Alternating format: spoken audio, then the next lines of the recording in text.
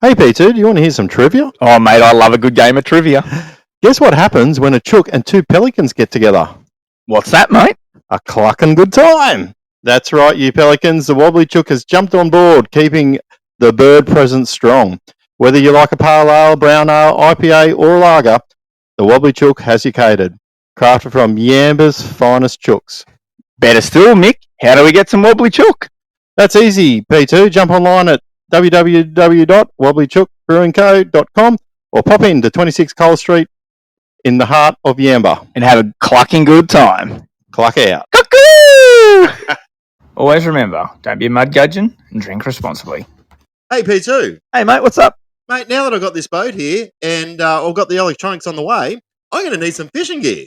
Mate, you can't look flash in that new rig without some new fancy fishing gear. I know. Mate, I can only recommend one thing. I would head over to the Dire Australia website, mate, and make yourself a little bit of a wish list and then head into your local tackle store and see if those legends can get it in. Because if there's one thing I know, mate, Dire Australia, they have it all. Whether you want a brand new rod, a nice new shiny reel, or some new line to go on it, then you're going to need some tackle, of course. They have it all. Dire Australia is your one-stop shop, and the big supporters here, the Pelicans Podcast. Hey, P1. Yo, P2. You know what blows me away? What's that? There's a bloke out there building a house with his wireless going. Yeah. Listen to the two Pelicans. Really? Why would he be doing that? Well, he must fucking like what he's hearing. Must because he likes hearing shit, and that's exactly what you're going to get over here at the Two Pelicans Podcast. If you tune in each and every week from Thursday morning, it goes live at 6 a.m. unless we have some technical difficulties, Mick.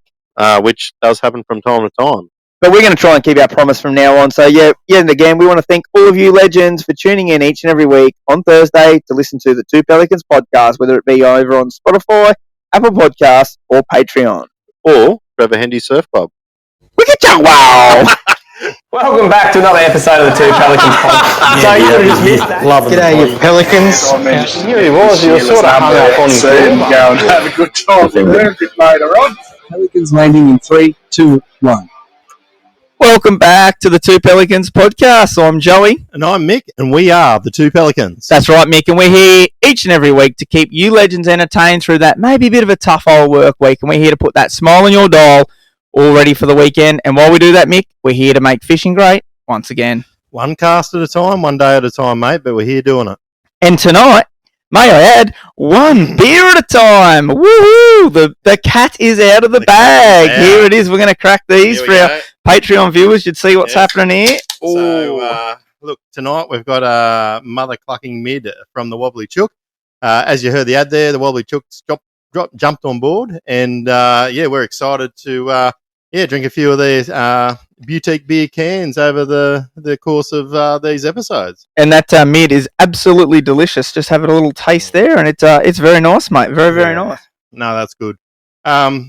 But yeah, anyhow, look, they've got pale ale, IPA, lager. We're all going to try them here over the next month, the following months to come. Yeah, each week we're going to try and have something different, something a bit different. And look, Joey and I just on our little travels, we might just flick a few trial packs out to some of the other pelicans out there that are having a fish. So yeah, huge shout out to the Wobbly Chook. Huge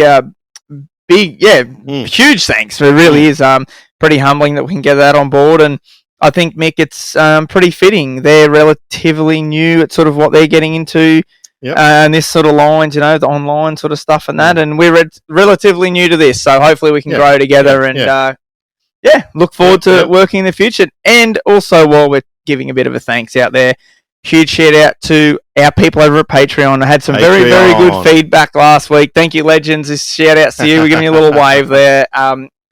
There's a little bit of confusion in the week. Right. A few people went on there, and Patreon's pretty open. It doesn't sort of hide anything if you don't sort of make it hide anything. And it was it's had a figure there, and I had one guy message me, and he's like, man, that's a lot, like a month to have to pay, but that's what we were making a month. Oh, right. Off it, and he thought that's how much he had to pay a month. So it literally is only $3 a month. Yep. It's just like the ATO, really. They know everything that you're making. So they know everything. Yeah. There's no secret. So, no, huge shout out to you guys over there. And I do, honestly, there was a couple of gents, one in particular. You know who you are, mate. You reached out and said you absolutely enjoyed it. Yep. And I got things right. So, yeah, huge shout out to you guys. And moving forward in the future, there will be some content over there on Patreon that won't be anywhere else, won't be on YouTube.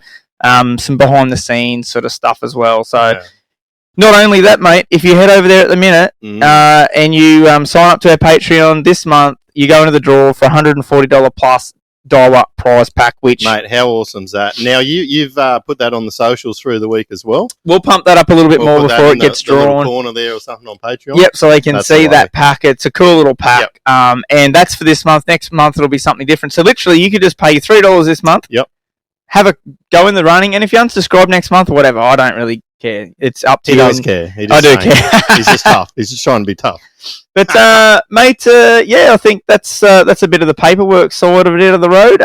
Look, I'm just going to add to that. Look, with the Wobbly Chook too, in their months to come, we will be doing some sort of giveaway of them as well.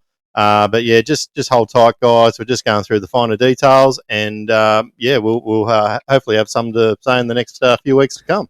In the meantime, head on down to Yamba and go into the Wobbly Chook and tell them that the Pelican sent you. Yeah, let them know the Pelican said come here. So, mate, it's been a busy old week. We do have a pretty cool little show in store today. A bit of a controversy show, this one. It's gonna get someone on the phone there later on, which is going to be really interesting, whether you tournament fish or not. It's going to be pretty interesting there. But bit of an Australian goat, really. Really is. But we're going to keep that a bit of a surprise for now. But mate, what have you been up to this week? I know you've been all over the show. And I noticed again, mate, out the front there, that you're not in your car again. Oh, I know. You wouldn't read about, would you? Look at my car. Shout out to Ford. My car's the car that keeps on giving at the moment. So anyhow, we might we'll let that go for a couple of weeks. And look, good that they supplied me with a decent sort of four-wheel drive. Beautiful wagon. Yeah. It's got a bit of all the TJM gear on there and all that. So I'm looking pretty fly for a white guy in there. But hopefully one day I'll get my car back and I'll be able to put the jigger on and actually go camping. So let's see how we go. For those that don't know what the jigger is. Look, it's slide on camper, Palomino, so on. If you know Mick, you know what the jigger is. But if you know don't what the know jigger Mick, is, yeah. I don't know if our Pelicans have heard the word jigger before. Yeah, normally a jigger is what you poke a cow up the doot to get him up the cattle truck. Yeah, well, sometimes these things can do some. We won't go there. Look, I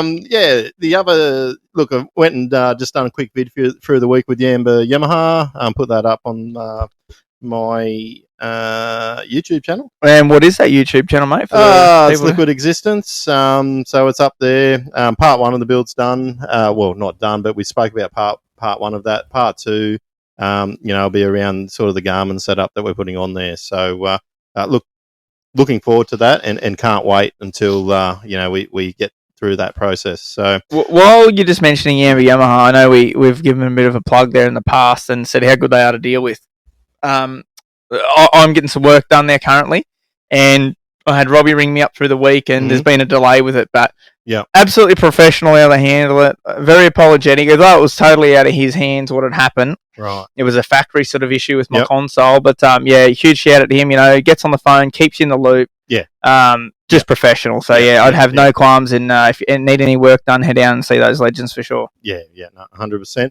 And the car troubles continue, and I really think that's about it, mate. I had a bit of a weekend. I just dipped my finger in the Jacaranda Festival. Yep, unreal. Tried to not run over too many people taking photos of themselves in front of Jacaranda trees, but it's sort of something that I do try and avoid, but the opportunity came up that we took the whole family out and went and done the markets. Kids would have loved it, mate. Yeah, no, kids love it. They were all about it. So, and then, Sunday, helped my mate Lenny out for a little bit, moving gravel on a machine, and that was me.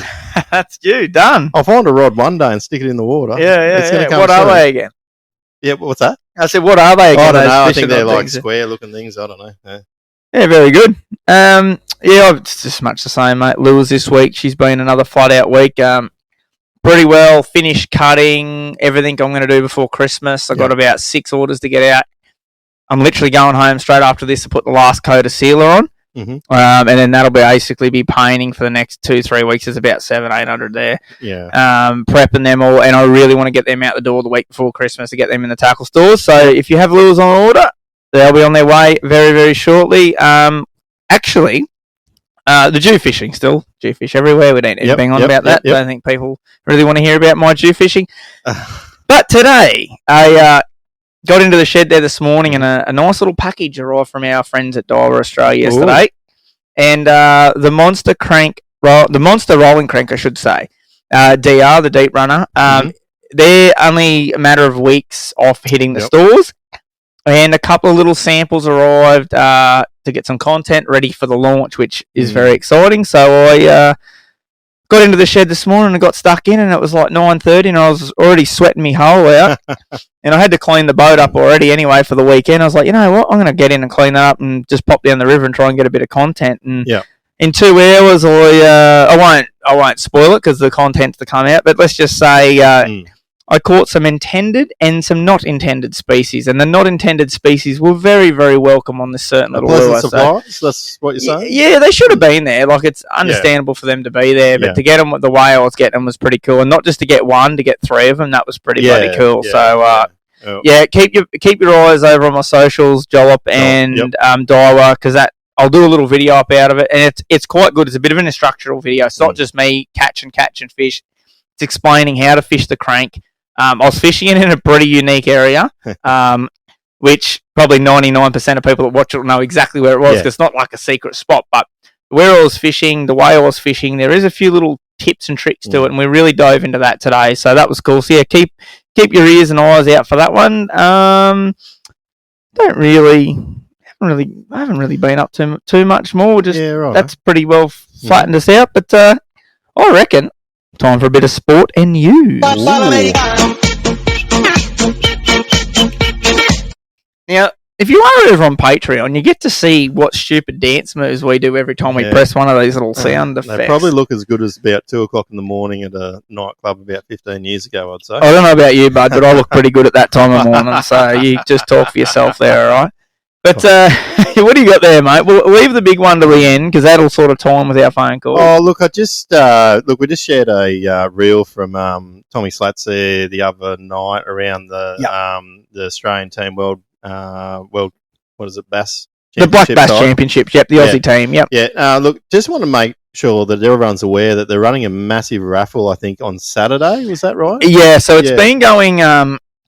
it's been going for a month or so, a couple of months or whatever. 9th of November. Saturday at 7 p.m. New South Wales time. I'm just going to quickly go on to here because we want to give this a bit of a shout out because they have some exceptional prizes, and this is nearly 16,000 in prizes. Yeah, I've gone on and bought me tickets, mainly because that first prize was pretty damn exciting. Let me tell you that. Yeah. I'm just going to find it here. No, you're right.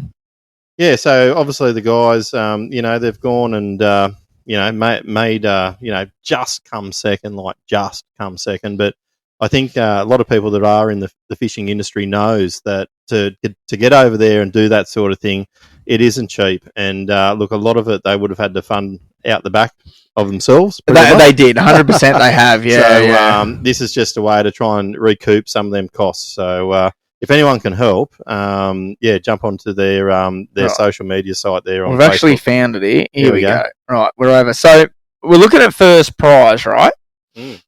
First place is a Garmin setup. Now, sweet. I'm just trying to find. Here we go. I just want to read exactly what we've got because we don't want to shoot this out of the backside. So there's $15,979 of value roughly. First prize is the ultimate Garmin setup. So you get a Garmin package, including an Echo Map 2 12.5 SV, which means nothing to me. Live scope plus a GLCell 10 LVS 384 transducer, which also means absolutely nothing to me, but it's like your whole setup. Like your live scope that is valued at $8,000. Now, that, if you buy $50 worth of tickets, I think that's 6 tickets or something. Yep. That's a great investment. That's Not only are you helping out a couple of great people, 6 great fellas. You're going into the draw for a cracking prize. Now, 100%. Yet again, another great Aussie-based company here, Bassman Spinnerbaits, which is just over the road here from us. He's got Casey.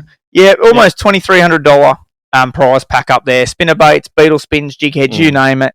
Samaki, obviously Tommy heavily involved with Samaki. Couple of grand package for third. Fourth prize, $1,000 for Menning River.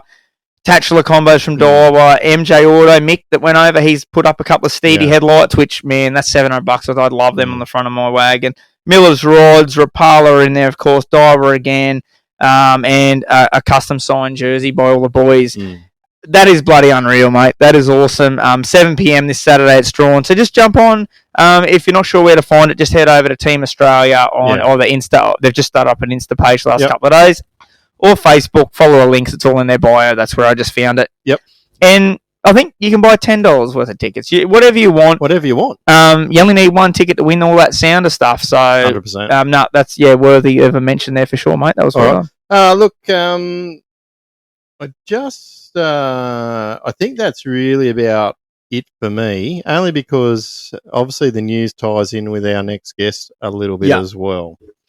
Yeah, for sure. Yeah, I'll before we dive into that, obviously my news I already sort of briefly mentioned. The Daiwa Monster Rolling Crank DRs are due in stores any week. I think I'm going to stop you there. Can you just for the battlers at home, can you just explain what that means? How big it is, what it goes to? Yeah, just some of the specs. I'm just sort of thinking when you're saying monster, are we talking like 50, 60, 80?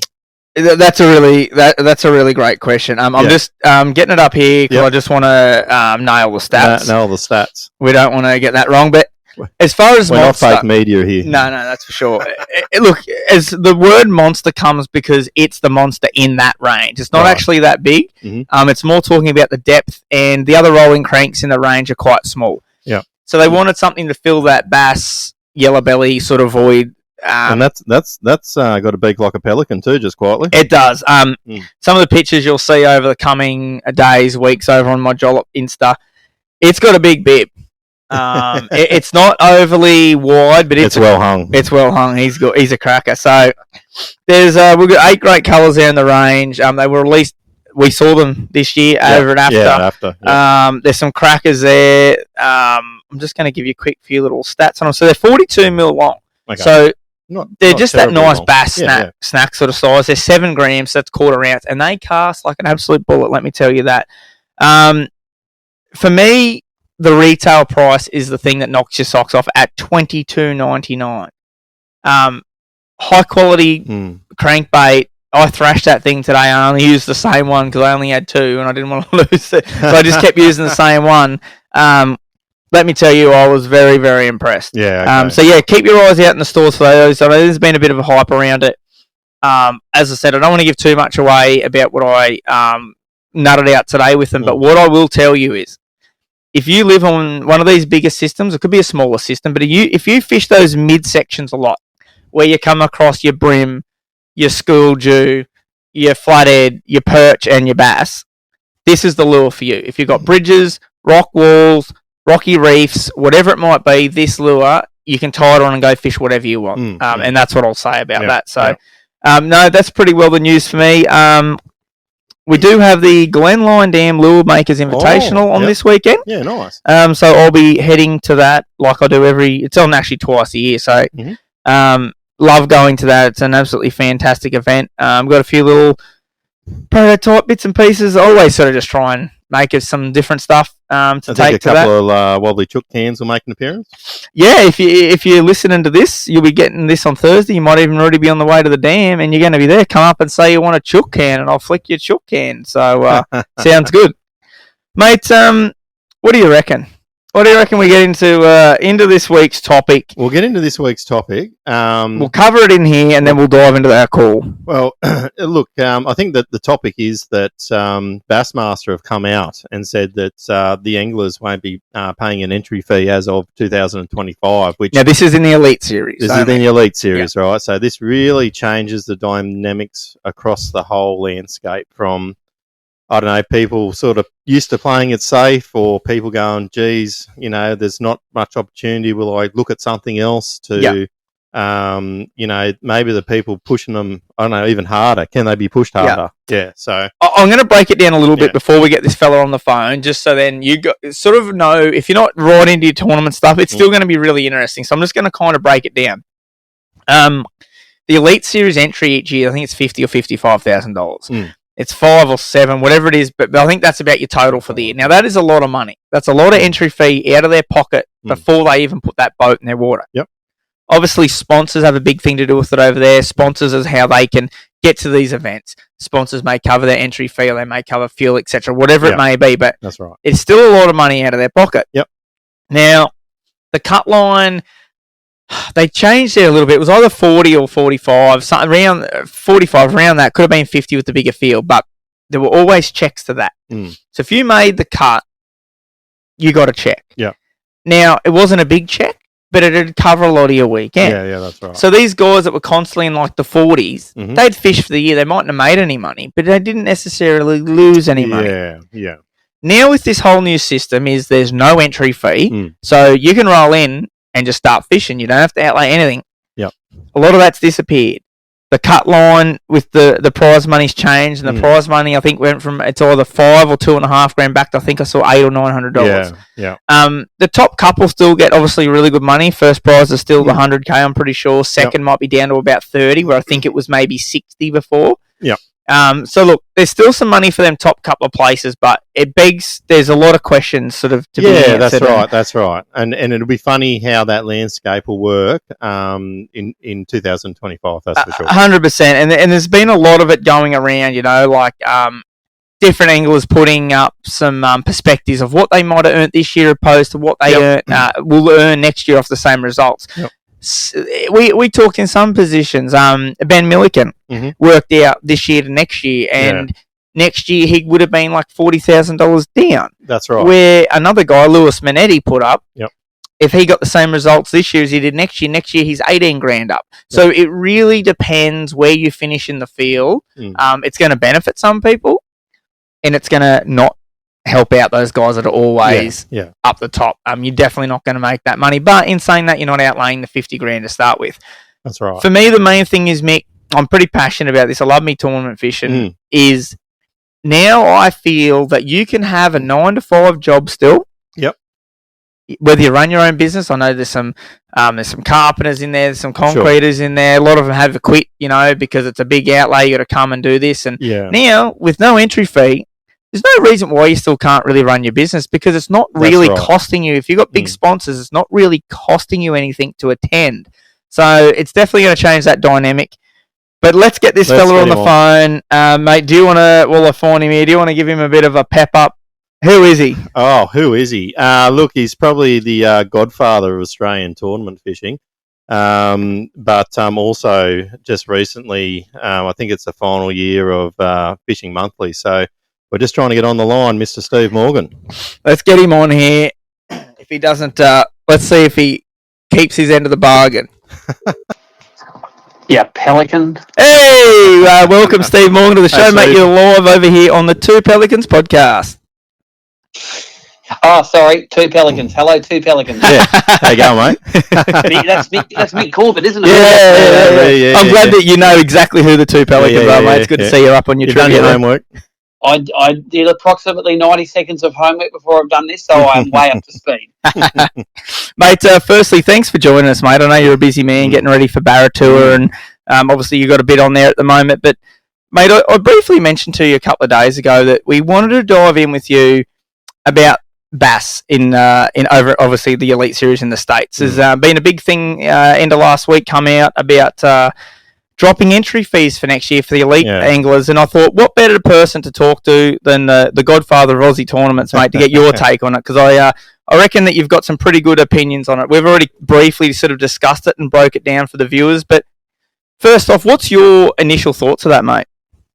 Well, what I did was something that was pretty rare that people do on social media. I actually read the article that people were commenting about. Normally people look at the headline and then they just let fire, not having read actually what it's all about. So as a tournament organiser, of course, your prize money comes from two places. It comes from the anglers and it comes from sponsors.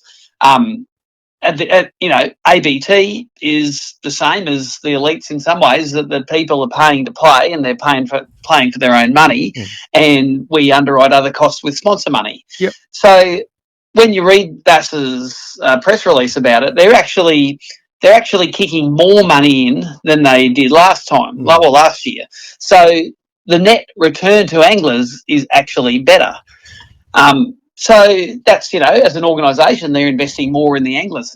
Was it enough to keep all the whinging anglers happy? Probably not. But what it means is the maths of the whole thing means that, all right, so BASS had this much money, and to it was angler added X million dollars from anglers' money.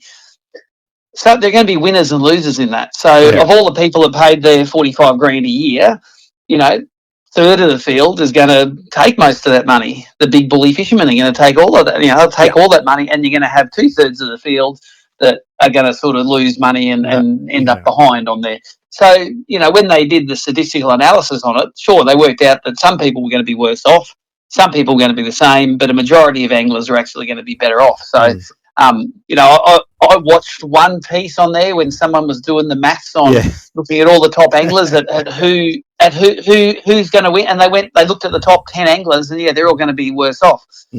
But they didn't look at the bottom 70 anglers. They're probably going to be better off. Yeah. So what I was just going to say there, Steve, was the landscape now changes, and also what it does. I'd watch a few videos and listen to a few things on social media about we just want to make this check and get to this point.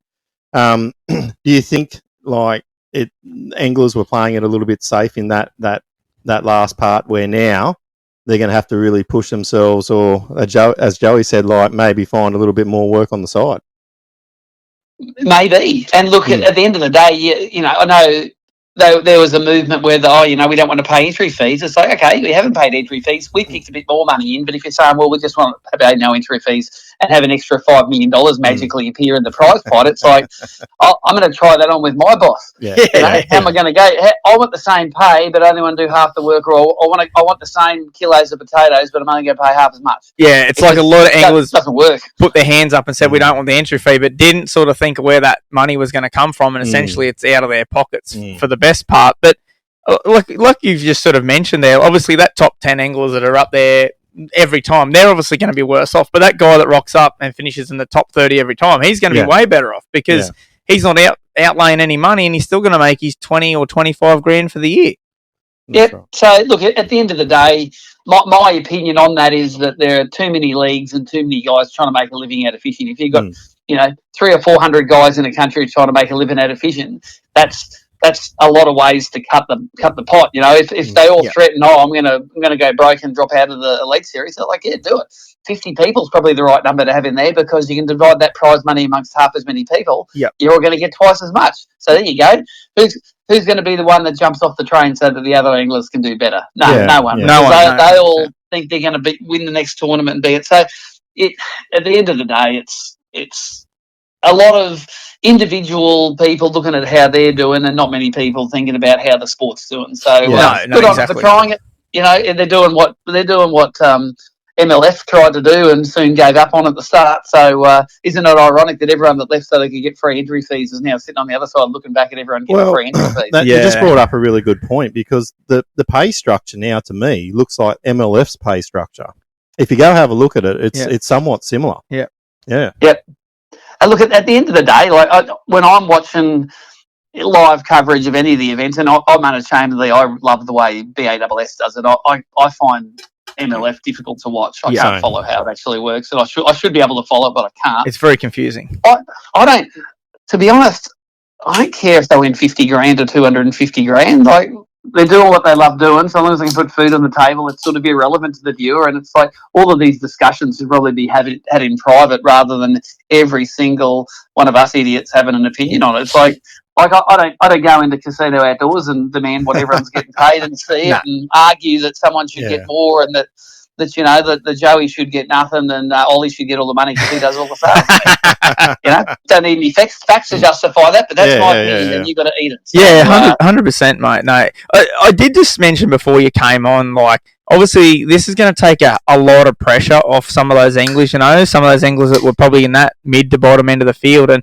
I mentioned to Mick, not having to outlay that money now for some of those guys that might not have the big sponsors. They probably could go back to having a job, mate, couldn't they? They might be a job that they closed down. They might have been their own business. Yeah. Now, not having that pressure or that money, to make timber lures. You could, and make no money.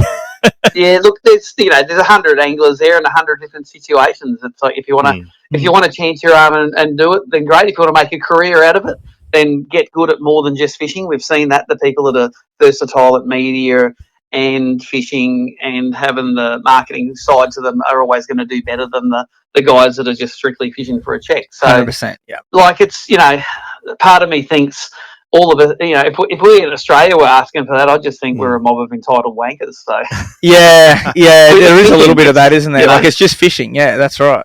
There's a country of 300 or 350 million people that's trying to support several hundred pro anglers. We got 25 million here, and it can't even support one. No, it's like, I reckon we're probably what the normal is, and I think that it's just a bit over the top. 100%. So, I couldn't. Not saying that I don't love watching them all fish, and not that they're all not great guys. It's just what happens on social media is everyone's pulling their own direction, and it's just a bit of a mess, and it's just air and a bit of dirty laundry. It's like, again, I watch cricket. I don't worry about how much Pat Cummins is getting paid or Mitchell Stark's getting paid. I think so long as Travis Head's hitting sixes, they can. That's all their business.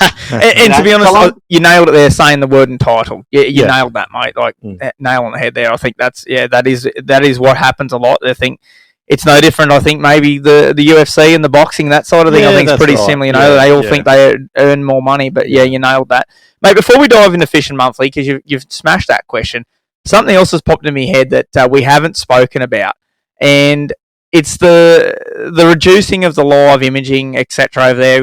What sort of a hoo-ha that was? That was a hoo-ha of the century. Randy Daft Punk has made a bit of a social YouTube media thing out of it. But, what's your takes on that, Steve? Being obviously tournament organizer. Well, tournament organizer wants people to catch fish, don't we? We want to catch people to catch fish, and we want to leave the resource as good as or better than we found it.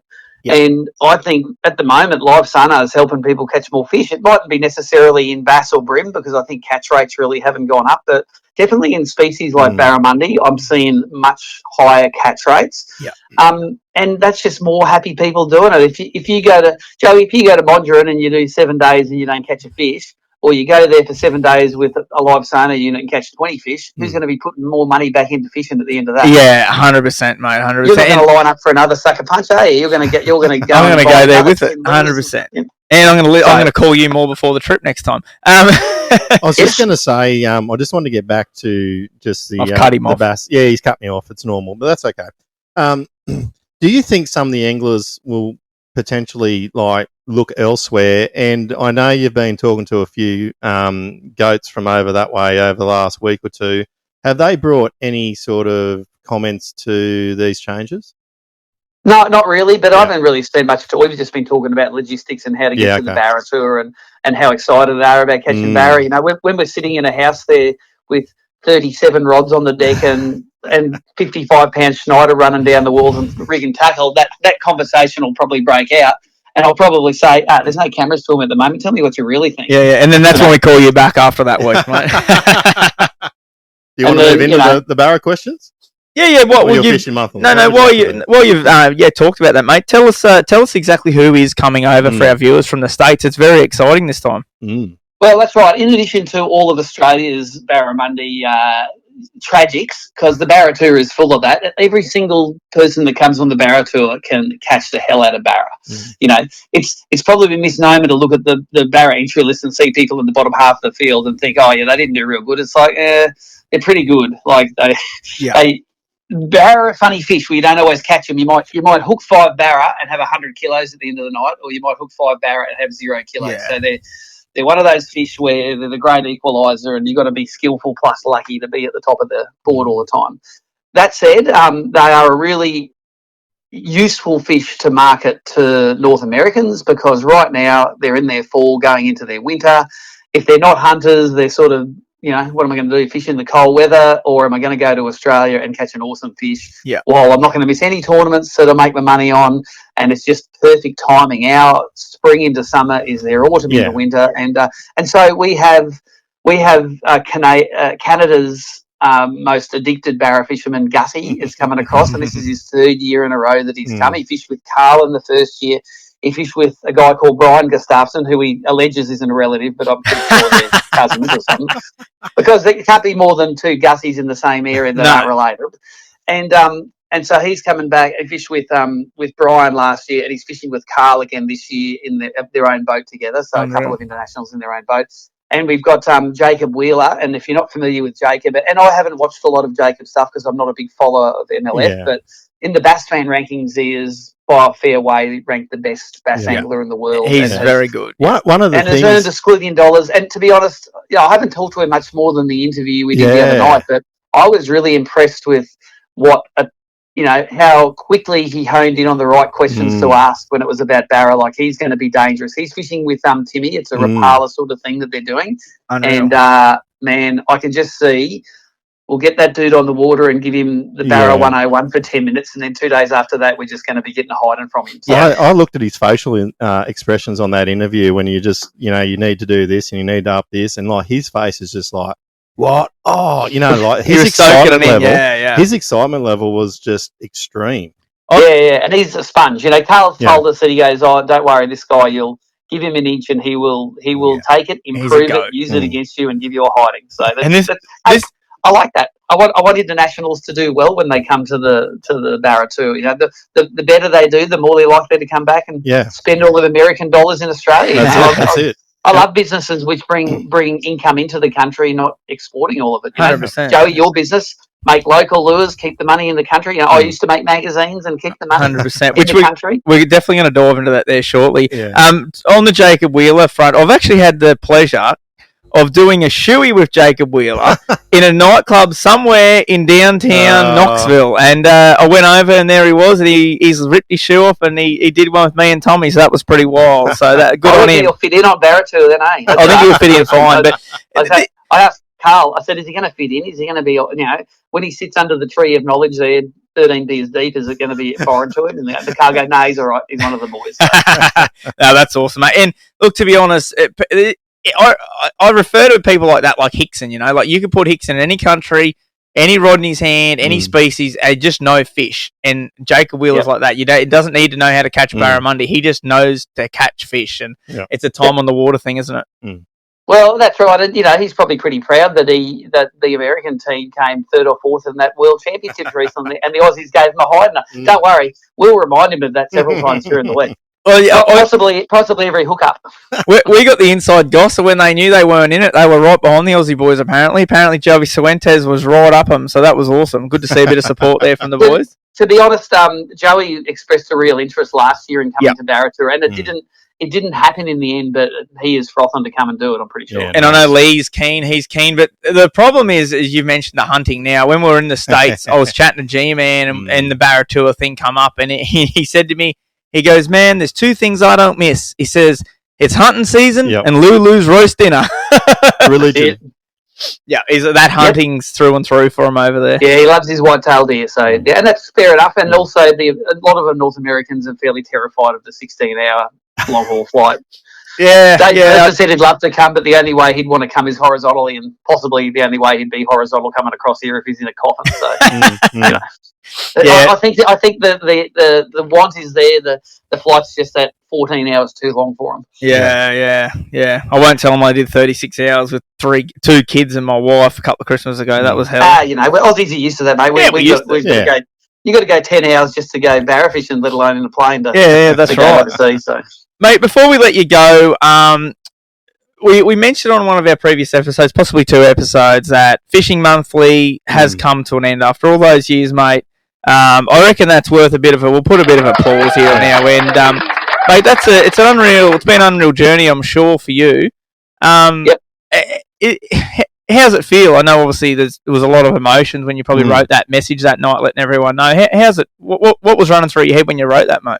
I sort of, ever since, everyone's pretty familiar with the fraud problems we had with one of our directors in 2013. And to be honest, I thought, at that time, this company's taken a fair bit of a hit, but we've still got a pretty good business. So I was going to be really happy if Fishing Monthly lasted long enough to pay all the tax debts and I didn't lose my house. So at that point, after 3 years, when I paid all the debts off, it's like, there's still a bit of life in this old girl. And at the end of the day, we went 11 years after we discovered the fraud. being able to keep the magazine profitable. And look, there's no doubt I could keep going with the magazine for years and years, but it would be a money losing proposition. And all of the things, all of the costs that I've had to save, I've saved. Things like printing costs going up and Australia Post having exponential price rises are just the writing's on the wall for me. Like I've had so many readers reach out, send emails, talk to me, just say, going to miss the magazine, love it, totally understand why you're doing it. I want to walk away from Fishing Monthly having learned some cool skills, having, ABT still really strong. ABT used to be the little sister of the company, but now it's going to be the guy out into the world by itself. And I just think that the legacy of it's really good. Like it's the embodiment of the Who Shares Wins that we have in ABT. And it's funny, like the irony is now that everyone's consuming a lot of their fishing media digitally. And that's what I'll be doing down the track. I'll be making a lot of fishing digital media. But to the last edition, I still have thousands of dollars of writer's budget that I spend every month, and I actually pay the people for their contributions. They're going to go to an environment where if they want to write something and no one's going to pay them for it, Facebook's going to take it, sell ads on it, and then send that money to America, whereas it used to stay in Australia. Like I'm big on sort of Australian made and having that circular economy over in Australia, and I just see that the billions of dollars that used to get spent on media in Australia now is going to go to Google or Facebook. And it's not that I don't like Americans. I just would like to have our money for a bit longer over here, and it's a bit of a shame that I'm going to let go some staff, and it has come to an end. But it's just, if I don't do it now, like I do it now, I walk away with my car and my boat and enough money to pay everyone out. If I do it in a year's time, I walk away with like the elephant with his pockets hanging out, riding me push bike again. So. And I'd like to say that it's it's a trend that we've seen over the last few years from I guess even local newspapers in our area to other magazines that they go into that digital space, and I don't know whether it's not as well supported or people still want to fill that bit of paper and turn it or have it next to the toilet. I'm not quite sure where we are with that, but it's definitely a trend that I guess I've seen since COVID, at least anyhow. Yeah, look at people say, "Oh, you're going to do a digital magazine," and it's like 100% people don't like reading a magazine format digitally. Like it's just not the same, is it? It's less than 1% of my mag sales revenue is for digital mags, and I have a saying in the fishing industry: if you're going digital, it means you're going out of business. Yeah, and so I'll shut down the business, but I'm going to do digital stuff. But I'm not doing a digital magazine. We'll get involved in content creation, and I don't know if a lot of your listeners know, but most of the content creation I do is actually in the boating field, which is supremely uncluttered compared to fishing field. Because if I want to go and say, well, name me a guy that can make some fishing content for me, you could probably rattle off 200 guys that are all quite capable and confident in espousing the virtues of a fishing lure or showing a technique. You go into the boating side of it, there's less than a handful. Yeah. It just takes years and years of experience in being in hundreds and hundreds of boats to have valid opinions there. And I really like working in that space because like there's not too many of us in it, and it's we can do good work. There's sort of good money in it, and we can really influence to the positive people's boat buying decisions. And boating and fishing are of course very closely aligned, and the boating industry is. I've always spent half my life working in it, and even though you'll see lots of fishing content from me, mainly tournament live streams and a bit of tackle stuff, most of my income moving forward will come from the boating industry. So. Yeah. And I guess, mate, just to put it simply for the viewers, is literally without taking into sponsorship that you're getting not sponsorship for the magazine, but like people paying ads, etc., all that. It doesn't take a rocket scientist to do the math, is what the magazine costs opposed to the postage cost straight up. You're already out of pocket there before you even advertise. So I guess it doesn't take a rocket scientist to see that, mate. Although I can tell you the speed of which the costs rise. Back about when the fraud was, I reckon I could print a mag for $1 and I could post a mag for $1 10 years ago. my worst magazine last year that had an insert in it cost $3.87 per issue to post, and right now they're costing me over $2 per issue to print. So it's what used to cost me $2 now costs me $5, and you don't need to be a rocket scientist to just see that that trend is probably not going to reverse. Stuff's got dearer, and I don't think it's going to get cheaper real soon. But like the champion you are, I think you're going to work in other spaces, and I think you've and we've got an alarm going off here. Well, it's not a fire alarm. Oh, no, we're not burning down yet, but I'm sure we'll get a phone call from security, but that's all right. I think we've been getting one every second time we've been doing this. So, but yeah, like I said, you're back. But like I said, you just keep going, turn the corner and find another niche to work on or work through. So well done to you, mate. No, that's good. And look, one of my things that I think that I offer to the digital social media world is that I'm pretty transparent with what I do. I don't know anyone else in the country that has live streamed every single tournament day they could possibly stream in the last 7 years. And I reckon it's a little bit science, and it's mostly a bit of an art form. You've got to make all your gear work. You've got to be able to fish at the same time. And I really enjoy the challenge of keeping up an engaging live stream and fishing at the same time. And I reckon that if I can win tournaments while I'm doing that, then I've achieved, I've set myself a pretty high bar and jumped over it. And hey, I haven't won a tournament probably, I don't know, when the last tournament I've won a couple of Opens last year. So it probably costs you. Like if I was really driven to win tournaments, I probably wouldn't do it.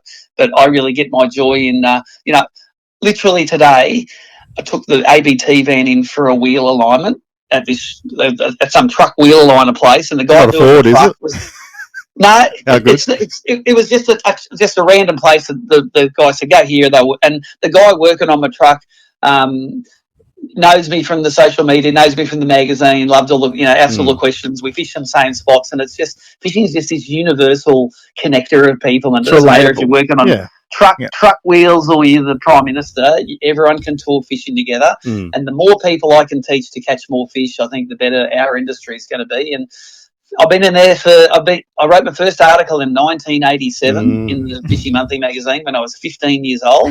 And I'll write my last one when I'm 52 in 2024. And I reckon that's a fair old innings. And but it's not going to be the end of it. It's just going to teach people with other ways avenues. Look, and that is a credit to yourself. One thing I'd just say about your the live streaming and all that, I'll never forget. I think and I'm going to get the year wrong with this part, but I think when you won the Australian Open down there, throwing Bents 2018 live stream, watching that, I just really enjoyed that as just a watcher. So and that was the very first one I did. I think that was the first one that I tried to do, and it was behind the scenes. You guys would know this. Yeah. Everything wrong that could go wrong technically went wrong. So you're speaking my language, brother. Mate, I was wasting 90 minutes a day just making sure it was up.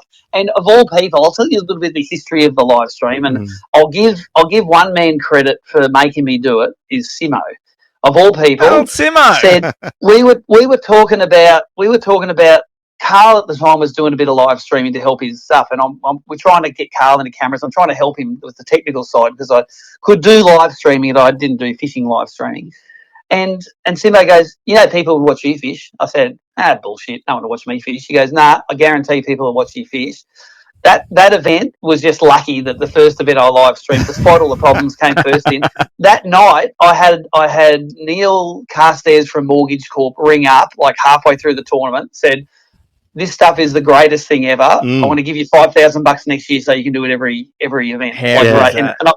So we took that into ABT and we used it to fund a lot of the stuff. And I go, all right, well, there you go. Simo saw that and I didn't. So good on you, Simo, for lighting a fire that's cost me literally tens of thousands of dollars over the years. And probably 200 fish. Yeah. but like everything, though, with your fishing, even with the camera stuff, the boating stuff, as you said before, you're very transparent. You're happy to show anyone or anything or answer any questions, which makes, I guess, a lot of us other guys that are learning or trying to do some of them things or techniques, whatever it may be, it's just great to have someone sort of out there doing that. So and look, I think that the strength of what we do with ABT is the non-boater system. Like, Joey, you've been a tournament director before.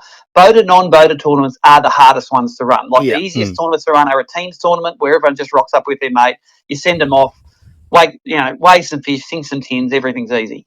in a boater, non-boater thing, you're mixing personalities. You've got to get the numbers right. You've got to just, you got to tell them that they're not marrying them. They're just fishing with them for a day. Get over any personal differences.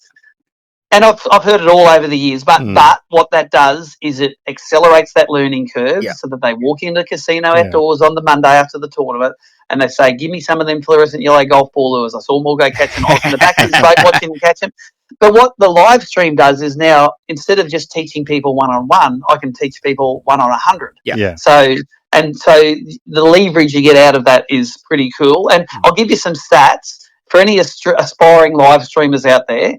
The average, I normally have between 1,000 and 2,000 people a day will log in on YouTube to watch it, and the average watch time is between 20 and 30 minutes. Yeah. And that's comprised of some tragics that'll have it on 8 hours all day, like the Test cricket in the background, waiting for the drag to sing, and a lot of other people that will come and go and jump in several times during the day. And I really love when I'm doing the live streams, and then everyone's sending messages to my Facebook of it on the big screen TVs, and they're working and they've got the little screen beside them or the iPad they're watching. And what that does is that motivates me to say, look at that picture and I go, yeah, that's all right, but I reckon I could make that better. So I'm always looking to ways to embed the live scope footage or to put mapping in it or have some telemetry in it. And the technology is finally catching up to my ability, because now with only a slight investment of year, I can embed the live scope. We saw Bassmaster when Gussie won the Classic. We saw them embedding that live scope footage. Anyone that says it's boring to watch live scope footage obviously hasn't watched it when the live scope feed is embedded, and you're sitting there with the angler going,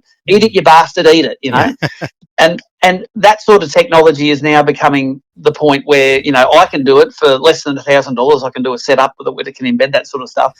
And coming next will be able to embed app results into my stream. So when I read through the comments after a day, the most commented upon thing is how many has he got in the live, or how many fish has he got. Yep. So I would love, in an app tournament, well, we already know that. It's on the scoreboard. I want to be able to take that data, embed it in the stream, and it's all just got to be a combination of software and hardware that all works together, right? And I'm always trying different combinations, and one day I'll find that perfect recipe, and that will be the ultimate, I reckon. Here's what's in the box. Is Nicole keeping up?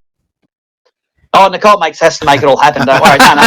Oh, I know how she feels, because I got a bloke here that says let's do this and let's do this, but I like to explain it as there's lots of holes to put leads in, but it's putting the right lead in the right hole to make it work. You can dream in unicorns, I'm surprised that you're going, since you're the technical guy. Yeah, I'm the technician here, the guy that can barely turn his sounder on. So yeah, we're going good here, mate. Look, Thanks for that. I really appreciate you, mate, taking the time. Yeah, thank you. Mick and I have actually discussed, we want to actually sit down sometime. We'll try and rendezvous at the ABT headquarters or something, and we want to sit down and get a bit of the behind the scenes of ABT from the beginning. We've sat down with Simon, and we've had a good chat with Simon in the past from a tournament director's point of view, but I'd love to get, those olden days when Carl walked up on the trailer you had, I think it was a Century battery trailer. It was bright yellow. He walked up and dropped the big bass on it, Mugger. We want to hear about that stuff. So definitely going to get you back on, mate. But yeah, yet again, have a cracking time up at the Barra Tour, mate. We appreciate you joining us. Guys, enjoy the live streams, abt.org.au if you want to do it. And the cool thing is, the live streams are happening in prime time. You can sit there at 8 at night and it's all rolling out live. And in fact, about 8 at night, that's when the barra start biting. So make sure you check them out and follow your favourite anglers. See if Timmy and Jacob Wheeler can beat Carl and Gussie, or will some of the locals just give them all an absolute flogging. Whoever wins, mate, I'm sure it's going to be great coverage. It's going to be a fantastic event. Yep. Awesome, mate. Thanks for having me on. All right. Thanks, mate. Thanks for chatting. Bye. Well, Michael, how bloody good was that? Yeah, no, he's a champion.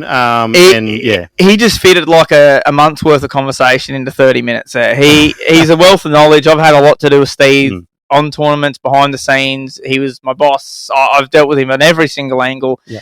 And regardless of what some people might say about Steve, he's an absolute gentleman at heart, and he always has, like you mentioned there, he has fishing at his best interest. That's at his forefront. It's not about his pocket. I've mentioned on the podcast before that anytime he wins tournaments, that money always goes back into ABT.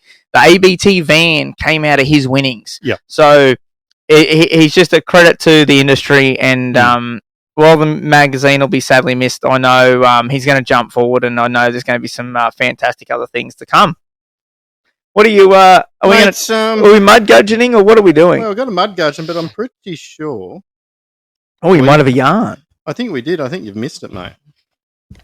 That doesn't sound like me to miss technology. No, that's all right. I'm just. Let me have a look on here, mate. Here he is. Here he is. Which one is it? Oh, yes, I'm going to read it out. Yes. I'm going to read that one. Right. So, shout out to Wishman. You know who you are, brother. He's currently overseas. Yes. I'm enjoying it too, by the looks of it. Enjoying it, yeah. And he's been a big supporter of the show from the get-go, Anthony. I really appreciate your support. And he sent through some cracking yarns thus far. I'm just going to quickly read out what he sent through us this week. Now this I think relates to one of the topics that the Yamby Yabby brought up. It does. A week or so that ago. we played over again. Yep. So he's written through, hey boys, love listening to the Two Pelicans podcast all the way from Paris and Switzerland. Shout out to you, mate. That'll show me that we've had someone in Switzerland listen this week. That'll be good. That's a tick. He said, making fishing great once again. Copulator. And then he's written back, P.S. There is a certain pontoon in Runaway Bay where we always get a shot at a good 30-forker brim. But you only get 2 casts in the spot until the owner runs down and picks up the garden hose and sprays water and you got to leave. I'd love to hear more about that. That sounds like a bloody cracker. Now, that's what you want live stream for. Wishy, if you don't mind telling Morgo where that pontoon is for the next event that you're not fishing there, we'd love to get that on the... Wow. We've had a guts of there. Shout out to Patreon there. They would have seen me fall off my little... That's definitely going on the highlight reel. My cord was stuck in my wheel and I was on my knee trying to get it out and I cut my guts. But anyway, do you want to hit your mud gudgeon? I'm getting a bit of motivation or a bit of funny stuff here, ready? Mud gudgeons. Look, I'm not really going to put any mud gudgeons out there this week. I'm feeling positive. Yeah, I feel like the stars have aligned and things are going to work out. So I'm not going to throw anyone under the bus this week. But come next week, it might be a very, very different story. Right. I don't know if I have a mud gudgeon either. There you go. I do have a mud gudgeon. It's me mapping system in the car. It told me to take a road today and then I went another road and then the map went from 6 minutes to 27 minutes. I was like, for fuck's sake. That's the first swear word this episode. Actually, to shout out. Well, I actually thought about trying to create a challenge for you. We might do it next week's show. Instead of you saying the F word, you'll say the clucking word instead. Oh, that sounds like a good... we can say clucking hell. Yeah, I'm all about it. Let us know. Drop us a message, you Pelicans. What do you want to hear us say clucking instead of fucking? Yeah. We're off to a good start. Yeah. No, you done it. What? You swore twice in like 2 minutes after how many minutes now? Maybe about an hour? 50. Well, yeah, 50? We've gone good. And I think while we're still going to have our rogue stuff on here, obviously over on Patreon when we get some yarns and bits and pieces, I think we had a chat, bringing things back down to this level. If you do have it playing in the car with the kids, there's nothing really bad. If it's... I struggle with podcasts. I work out of my shed and you got it blasted and old mate's talking about sticking things in his backside and all this. And you're like, holy shit, and you got to turn it off. So if we can bring it back to a level where it's still fun and happy going like we are, but it's happy if your son listens to it in the car, it doesn't really matter. So yeah, that's right. Because the aim of the game is to make fishing great again. And that starts with our young ones. It starts with the young ones. So, look, but, we're still going to sometimes say fuck, fuckity fuck. But you know what? That's okay. It's actually we brought up that poll there through the week where we said, when is it the right time to swear? Yeah. One was not around children, but a lot of people are okay with in the right context. Yeah, I think so, mate. Yeah. And I think I had a guy come up to me after and he said to me, he's like, love the potty, man. He's like, I love it where you just drop a fuck in here. He's like, it's like, it's not out of control, but it's explaining the emotional of the situation. We're real people. We're real people here at the Two Pelicans, mate. I've got a blinder here. It's a bit of a visual one, but you can listen to this. Our viewers can listen to this. It's I'll start again. The title of this is the optimal beer level, which is called the OBL. So let's hit this. Your optimal beer level, or OBL, is a number specific to you between 1 and too many beers that results in peak performance. What is your OBL? So I saw that one through the week, and I just thought that was a ripper. What is your ABL? Well, I just think it's a fun one to bring up off the back of the Brushgrove event, of course. So what's your optimum? How many tins? So, like, we'll say no tins. 0 tins is obviously at the bottom. Yeah. What's mixed, like, going to bed blind? What's our, like, maximum? Now, look, as you get older, right, I don't look at it like that anymore. I think how many beers I can have so I don't wake up too dusty in the morning. Right? Amen to that, my brother. Now, I've figured some things out in this 40-odd years body of mine. The first one is that schooners destroy me. 100%. Amen to that. Some mates of mine will probably vouch for that. If you go to the pub, drink stubbies. For some reason, it doesn't fuck you up as much. But I can drink tins or cans all day. On the same. You know what I mean? Yeah. But I only drink mid-strength. I don't sit on the other stuff. Yeah, or mids are the go. Yeah, no, I just... I guess this is a bit of an education for the young players out there, because trust us, we've been there. We've all written ourselves off hundreds of times, and still do it sometimes. If you're going away for a camping weekend where you're not in control of the boat, you're just going away for a good time, and you want to have a good time, just drink mid-teens. You can start mid-morning, and you'll go to bed at 8 o'clock feeling fine, and you'll wake up the next day and you'll be fine. Like, that's pretty much our rule. A pub opens at 10 o'clock somewhere, and then usually we're in bed by 8:30. Yeah, and that's the key there. And I'm a big one of this is a couple of bottles of water. If you can get a litre of water into you and 2 Panadol as you hit the sack, and if you do wake up in the middle of the night for a leak, have another bottle, and let me tell you, you wake up pretty bloody rosy. So you woke up really good the other morning. Yeah, I wasn't too bad considering. No, I was all right considering I was put to bed. I was actually pretty good. But yeah, old P1 had to look after him. It was just like the young days again, eh? It was. It's just we're 15 years older than we were. But no, I reckon for me that happy medium. I reckon where I'm just at like fun Joey's here. Yeah. Without being pissed, I reckon I'm about 12 tins. Yeah, I reckon 12 tins in like that 3 hours or so. I reckon that's about party time. Yeah. And then once you get to that 18, 20, she's 9 nights. Yeah. But if I had 12 schooners, I don't think I'd be waking up real good the next day. No, and I don't know what it is. It's funny. In the first, our first podcast we ever filmed, like I don't drink. I haven't had a big session at a pub since I was like 20. You know, drinking at home or whatever, and we had a pretty large session, and Slick Mr. Bumpy, shout out to him, was buying us schooners, and I'm pretty sure they weren't mid-strengths, just quietly. They wouldn't have been. But I was crook. I slept the whole next day, which never happens. And schooners do mess you up. So but yet again, you saying you can drink tins all day. Yep. Same with me with the old polar bear cans. I can punch them things back until the sun comes home. But if I sat down and drank a bottle, yeah. So anyway, I thought that was a bit of a funny one. Let us know. Ring us up and let us know what your OBL is. I'd love to know. It's just OBL, optimum beer limit. It's definitely going on a poll. Yeah, it's just a bit of a laugh. But I saw that night a bit of a giggle with that, mate. But I think we're going to wrap things up yet again. Shout out to the Wobbly Chook. The Mother Clucking Mid has been very nice here tonight. Mate, are they live over on their website for our viewers to jump over and have a look at that? Yeah, totally. They're live there.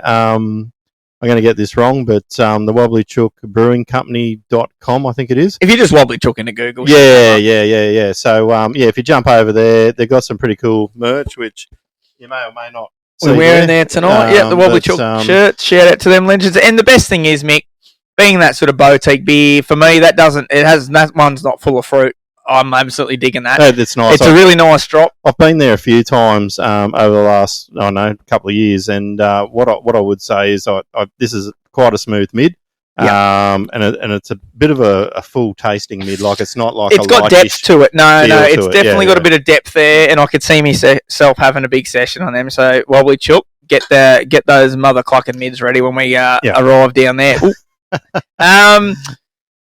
So, head over to their website. I was just going to say, mate, quickly, best thing is, because it's this boutique sort of beer, it's a 4-pack, and then you get 4 4-packs in a carton, 16. Yeah, that's right. So, really, is that right? 4 4s, 8, 6, something like that. We'll go with that. 10. Yeah. You're 11, actually. I was too young.